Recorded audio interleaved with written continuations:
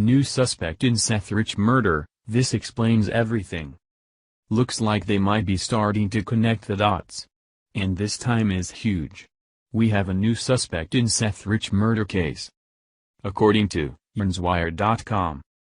Imran Awan, the former DNC staffer who was arrested this week while trying to flee the United States, was with Seth Rich the night of his murder, according to new photographic evidence. Police who originally investigated the murder suggested that Seth Rich might have been killed by someone he knew, due to the lack of struggle. The killer also took nothing from the victim, leaving behind his wallet containing $2,000, watch and phone. The photo, which directly links Imran Awan to Seth Rich, also links Debbie Wasserman Schultz, Awan's former employer, to the former Seth Rich's death. Awan, who was kept on the DNC payroll for months and received several payments from Wasserman Schultz, was arrested earlier this week at Dallas Airport, while trying to flee the United States and return to his native Pakistan. Earlier this week WND reported that Seth Rich attended a party with Washington, D.C. IT workers the night of his death, and that Rod Wheeler, the detective investigating the murder, was determined to learn more about who attended the party.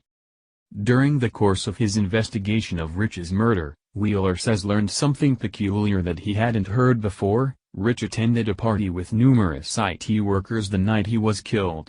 After the party, Rich went to Lou's City Bar, the last known location where he was seen before his murder. Wheeler said he was determined to learn more about the IT party and who was in attendance, but all his questions have gone unanswered. Seth attended that party, and I wanted to know who else was at that party. But I could never find out, Wheeler said. When I went back to ask other people who should have known who was at that party, these were people who were close to Seth. They told me, you don't need to know who was at that party because it had nothing to do with his death.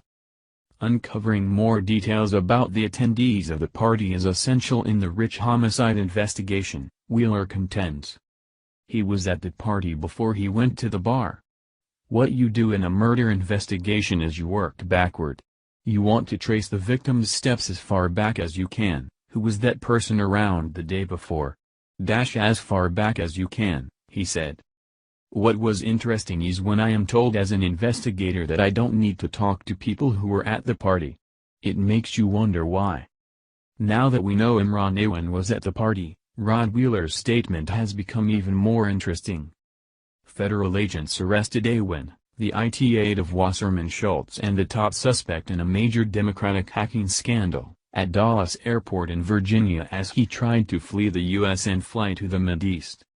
WND report, Awan's arrest came just one day after reports emerged that the FBI had seized numerous smashed hard drives and other computer equipment from Awan's previous residence. The former House IT staffer is suspected of stealing sensitive information from the office computers of numerous Democratic Party lawmakers and sending that data to a secret server. Awan and his family members, all of whom worked as IT professionals for members of Congress, were banned from the House network February 2, 2017, by the House Sergeant-at-Arms. Despite the rapidly escalating scandal that potentially involves multiple federal crimes, Awan had been kept on the payroll of former DNC chairwoman Debbie Wasserman Schultz, who circumvented the ban by having him advise her office. In the wake of WikiLeaks posting damaging internal emails during the 2016 election, Wasserman Schultz resigned from her post as DNC chairwoman and blamed the scandal on an alleged hacking by Russians. After the emails became public, Donna Brazile, who served as interim DNC chairwoman following Wasserman Schultz's resignation, initially claimed the messages were fabricated. Then she alleged Russians stole the emails. The FBI requested access to the DNC's server to determine who was responsible for the breach. According to former FBI Director James Comey, the DNC refused to grant access to its server. Awan reportedly possessed the password to the iPad Wasserman Schultz used when the DNC emails were provided to WikiLeaks. Meanwhile, some have speculated that Rich, who worked in the voter analysis division of the DNC and was brutally murdered on July 10, 2016, on a street near his Washington home, was an inside source who leaked party insider emails to WikiLeaks during the 2016 presidential race. Well, now you have a possible suspect. Here's the corrupt IT guy standing on the shoulders of Debbie Wasserman Schultz, arrested at the airport trying to flee, charged with stealing hundreds of thousands, maybe millions, of dollars, said Rivera. What if he was the source to WikiLeaks?